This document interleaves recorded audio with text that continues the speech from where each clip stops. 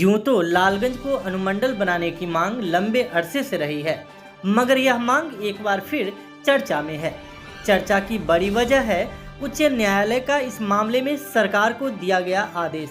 उच्च न्यायालय ने 8 सप्ताह का समय निर्धारित किया है।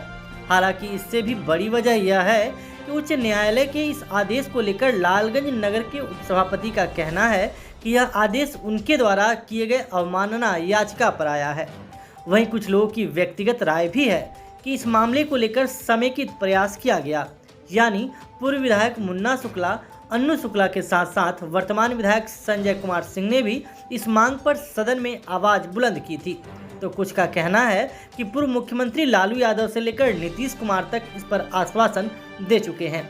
आइए सुनते हैं क्या है लोगों की राय। न्यायालय का जो आदेश आया है इसके लिए हम लोग बहुत खुश हैं। ये पुराना लालगंज नगर पालिका है, पुराना लालगंज नगर पालिका है जो कि अनुमंडल हो जाएगा तो लालगंज का भाग उदय हो जाएगा। इससे बहुत क्योंकि ये जो ऑर्डर है अब सरकार के खाते में कैबिनेट पर इसको विचार करने के लिए दिया गया है, तो कितनी उम्मीद है सरकार से? सरकार ही काम करने वाली सरकार है, मेरा सरकार है। ऐसा जरूरी पड़ेगा तो हम लोग भी अपना मुखिया संघ शिष्टमंडल सरकार से मिल करके और हम लोग प्रयास करेंगे कि जितना जल्द हो अनुमंडल बनाया जाए। उम्मीद है इस सरकार से? सरकार से पूरी उम्मीद है। ये सरकार काम करने वाली सरकार है। हाँ, मान लो कुछ दिन पहले और 2-3 दिन पहले मालूम हुआ है कि लालगंज को अनुमंडल बनाने के लिए जो है 8 सप्ताह का वक्त दिया बिहार सरकार को हाईकोर्ट ने। और जैसे हमको खबर मिली हमें भी काफ़ी खुशी महसूस हुई, क्योंकि पूर्व से जितने भी प्रतिनिधि हैं, चाहे वो विधानसभा स्तर के हों, लोकसभा स्तर के हों, चाहे जो भी हों, उन्होंने प्रयास किया और उस प्रयास का फल है। साथ ही साथ जो है और लोगों ने प्रयास किया कि हाँ लालगंज अनुमंडल बनना चाहिए। अनुमंडल बने तो लालगंज का जो है कुछ बेरोजगारी दूर हो, लोगों में जागरूकता आवे। लोग जो अभी हाजीपुर जाके कोई काम कराते हैं बहुत परेशानी का सामना करना, खासकर वृद्धाओं को परेशानी का सामना करना पड़ता है। ये सब को देखते हुए चूँकि लालगंज में अगर अनुमंडल बन जाता है तो ये सराहनीय बात है। देखिए, सबसे पहली चीज़ है कि जब तक कोई क्राइटेरिया फुलफिल नहीं होता है तब तो कोई चीज़ आगे बढ़ता नहीं है।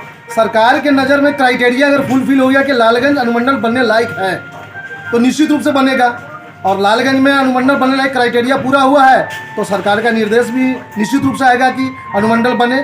चूँकि अभी महागठबंधन का सरकार बना है और विस्तार होना भी है, जहाँ जहाँ अनुमंडल बनने का क्राइटेरिया फुलफिल हो रहा है वहाँ अनुमंडल बनना है।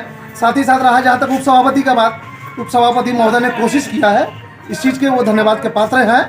उन्होंने कोशिश किया है, लेकिन इनके कोशिश से ये अगर वो सब कुछ अपने कोशिश के वजह से लेना चाहेंगे कि नहीं मैंने कोशिश किया जिसकी वजह से बना है, तो ऐसा कोई मामला नहीं। लेकिन उन्होंने कोशिश किया है, इसके लिए धन्यवाद के वो पात्र हैं। अनुमंडल की जहाँ तक की बात है तो अनुमंडल का मांग हम जब से होश संभाले हैं, लगभग हम 20 साल 25 साल 30 साल से सुनते आ रहे हैं कि, और यहाँ के जो भी जनप्रतिनिधि हुए हैं हमेशा अनुमंडल का मांग करते आए। जैसा कि मुझे जानकारी है कि 94 में भी यहाँ लालू यादव आए थे अपना जनसभा करने, तो उनसे भी मांग हुआ था तो वो आश्वासन देकर के गए थे। उसके बाद जो भी यहाँ से अपने अपने विधानसभा स्तर से जो भी यहाँ से जनप्रतिनिधि बने, लोगों ने हमेशा अपने अपने स्तर से प्रयास करने का काम किया है। और उसी कड़ी में आज पूरे बिहार में विस्तार होना है अनुमंडल का, उसी कड़ी में लालगंज में भी होगा। देखिए, हमारे उपाध्यक्ष महोदय की लड़ाई के वजह से ऐसा हुआ, ऐसा नहीं। उनका लड़ाई रहा है, सराहनीय है, इसके लिए वो धन्यवाद के पात्र है। लेकिन पूरे बिहार में यदि होता है तो इनकी लड़ाई की वजह से नहीं है। हाँ, सिर्फ यदि पूरे बिहार में यदि सिर्फ लालगंज का अनुमंडल का दर्जा मिलता है तो माना जाएगा कि हमारे उपाध्यक्ष महोदय के प्रयास से हुआ है। लेकिन अगर पूरे बिहार में होता है तो जो सरकार का अपना जो भी गाइडलाइन है उसके तहत इनके प्रयास से नहीं होगा, लेकिन प्रयास किया है, इसके लिए बहुत बहुत धन्यवाद। लालगंज अनुमंडल बनाने से संबंधित अभी जो न्यायालय के निर्णय से संबंधित बात हम वैशाली टूडेज के माध्यम से ही देखे हैं, और देखे तो हमने एक कॉपी भी उसका लिए है। चूँकि 1993 में तत्कालीन बिहार के मुख्यमंत्री माननीय लालू प्रसाद यादव यही लालगंज में जब आए थे और लालगंज गांधी चौक के जो उद्घाटन करने, उस समय के माननीय विधायक हमारे केदार प्रसाद गुप्ता हुआ करते थे, तो घोषणा किए थे कि लालगंज को अनुमंडल बनाएंगे और मंडल का दर्जा मिलना चाहिए, क्योंकि लालगंज की नगर पालिका 1869 की नगर पालिका है। लालगंज की सब रजिस्ट्री उससे भी पुरानी है और तमाम जो हमारा पुराना कार्यालय लालगंज में सब ट्रेजरी है, लालगंज में अवर प्रमंडल का बहुत सारी कार्यालय है, FTL का डिविजनल कार्यालय है, एक का जो एक है उस बहुत सारी कार्यालय है। और इसके बाद हम लोग का आशा जगी। उसके बाद माननीय विधायक मुन्ना शुक्ला जी 2000 में जब हुए थे तो 2003 में उनके द्वारा विधानसभा में भी पुरजोर ढंग से उठाया गया था। तो 2003 में जब यहाँ सर्वे हुआ, जो गोपनीय कॉन्फिडेंशियल से लेकर के जो भौगोलिक सर्वे हुई, और उस समय ज़मीन तक खोजे जाने लगा कि अनुमंडल की स्थापना कहाँ होगा, पूर्ण रूपेण आशा जग गई थी। उस समय सरकार भी इस पर बहुत ज़्यादा माननीय राबड़ी देवी उस समय बिहार के चीफ मिनिस्टर थी, उन्होंने लिया था और उस समय पूरा हो गया था कि लालगंज अनुमंडल बन जाएगी, बाकी नहीं हो सका। फिर उसके बाद 2015-16 में भी एक बार हम लोगों को लगा कि लालगंज अनुमंडल का पूरा भौगोलिक से लेकर के माने भौगोलिक स्थिति से सर्वे से लेकर के उसकी कॉन्फिडेंशियल ज़मीन तक का हो चुका था। उसके बाद तमाम जगह का थाना वगैरह से भी तमाम गोपनीय ले ली गई थी कि कहाँ पर इसका कॉन्फिडेंशियल कार्यालय का रहने से किस स्थिति से कार्यालय को रखा जाए ताकि माने निर्माण में कोई बाधा न हो और कार्य हो सके। तो तमाम बार उम्मीद जगी पर उम्मीद जो है सरकार की पल्ले में रह गई, आज तक नहीं हो सका। ये कई बार हम लोग भी माननीय मुख्यमंत्री से 2006-07 में हम लोग माननीय मुख्यमंत्री से एक प्रतिनिधि मंडल में मिले थे। उस समय माननीय विधायक मुन्ना शुक्ला जी थे, उनके साथ गए थे। तो उस समय भी माननीय मुख्यमंत्री जी के द्वारा कहा गया कि मुजफ्फरपुर जिला में 2 अनुमंडल, लालगंज अनुमंडल सहित उन्होंने बाज का जिला और बाज और बगहा 2 को कहे कि डिलिमिटेशन करा करके 2 जिला बनाएंगे। उसके बाद 9 अनुमंडल की बात बताई थे कि 9 अनुमंडल बनेगा और लालगंज को पहले हम लोग करा देंगे।